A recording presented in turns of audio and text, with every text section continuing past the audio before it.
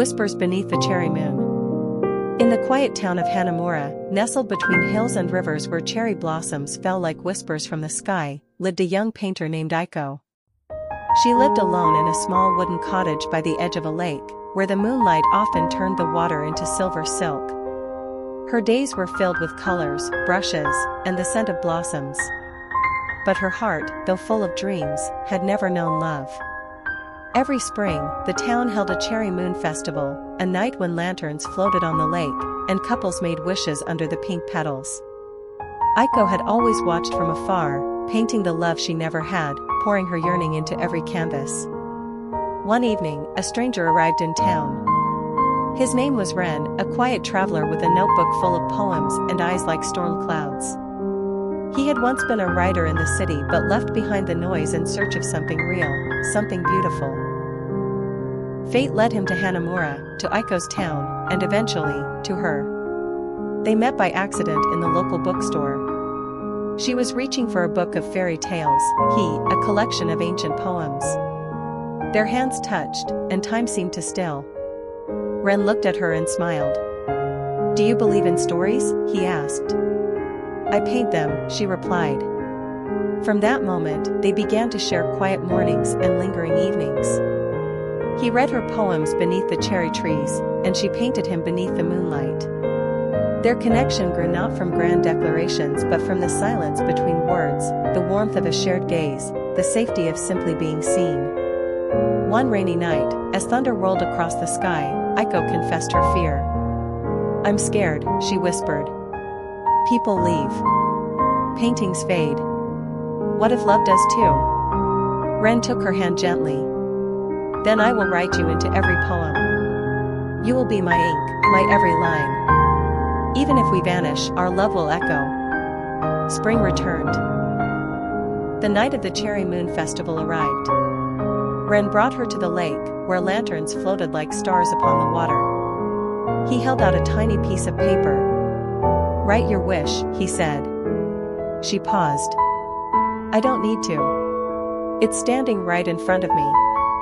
Ren smiled, reached into his coat, and pulled out a small box. Inside was a silver ring shaped like a blooming cherry blossom. "Then let this be our promise. I may be a traveler, but I have found my home in you." Tears welled in Aiko's eyes. "And I, in you." They kissed beneath the falling petals, under the light of the cherry moon, their love sealed not in promises of forever, but in the magic of now. Years passed. Their names faded from the town's lips, but their story lived on, in poems left in the library, in paintings sold at the spring festival, and in the way the wind sometimes whispered across the lake, Aiko. Ren, like a song only the heart could hear. Where the lavender grows. In a quiet countryside nestled between rolling hills and endless fields of lavender, there stood a small cottage with ivy-covered walls and windows that always glowed warm in the evenings. It belonged to Elena Marlowe, a quiet artist who had left the city behind years ago in search of peace, and perhaps, unknowingly, to mend a heart once shattered. Elena painted the seasons as they changed, the wind as it danced through the lavender, and the sky as it blushed in the evening. Her days were soft and simple, until August Thorne arrived. He came with a suitcase, a camera, and a letter. A travel journalist seeking a quiet retreat, August had been drawn to the cottage after reading about Elena's artwork in a local magazine. He intended to stay only a week. But from the moment he met her, standing barefoot among the lavender with paint on her hands, his plans began to shift like sand in the tide. Their conversations began over tea. Then walks. Then evenings under the stars, talking about dreams and regrets, life and what comes after the storm. August, too, carried ghosts. He had once loved deeply, and lost. He had spent years chasing stories around the world, trying to outrun silence. But in Elena's laughter, something within him stirred again. A slow return to warmth. One afternoon, as they watched the golden light pour over the lavender fields, August asked, "Have you ever painted someone you love?" Elena smiled sadly. "Not until now." And she painted him.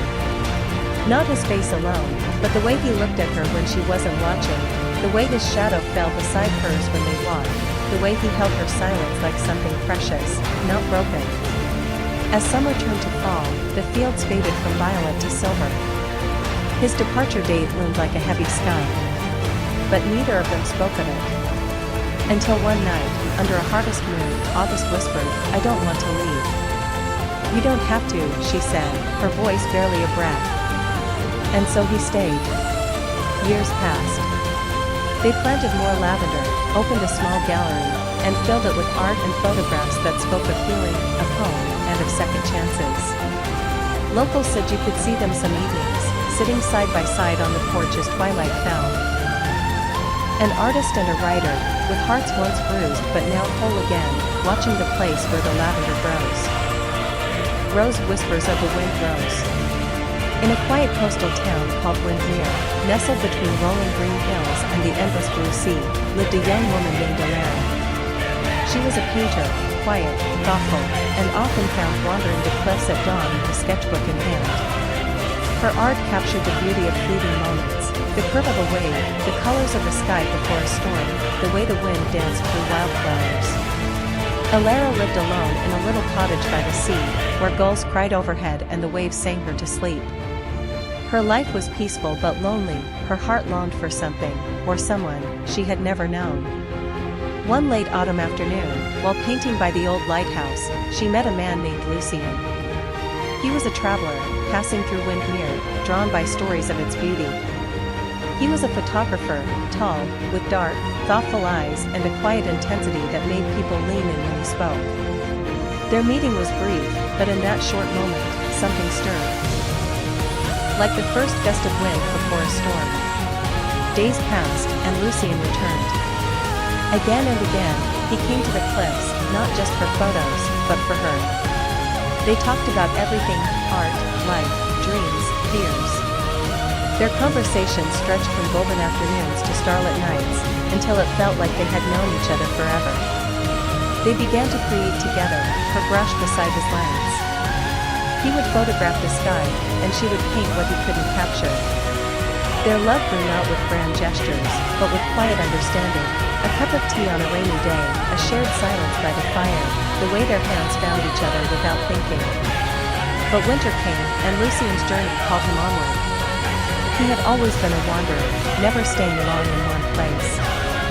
The thought of leaving her broke him, but he didn't ask her to follow, not yet. He feared stealing her from the life she loved. And she didn't ask him to stay, afraid of clipping the wings of a soul that had always flown free.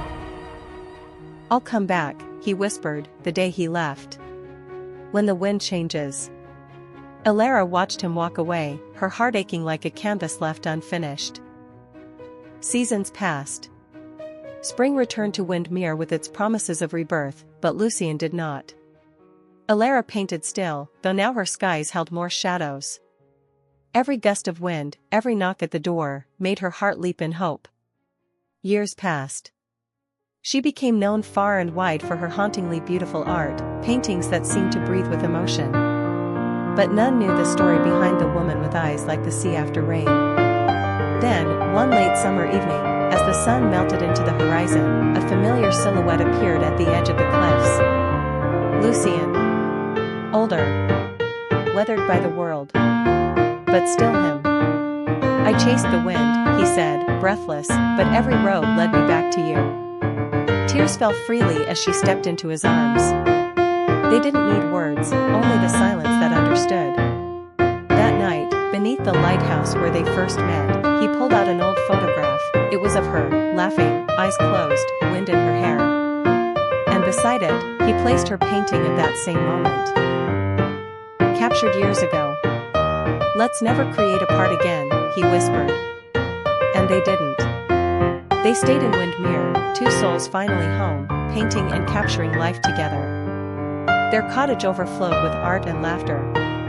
Visitors came from all over to see their works, but what they truly came for was to witness the kind of love that didn't need to shout, because it spoke in the softest whispers of the wind.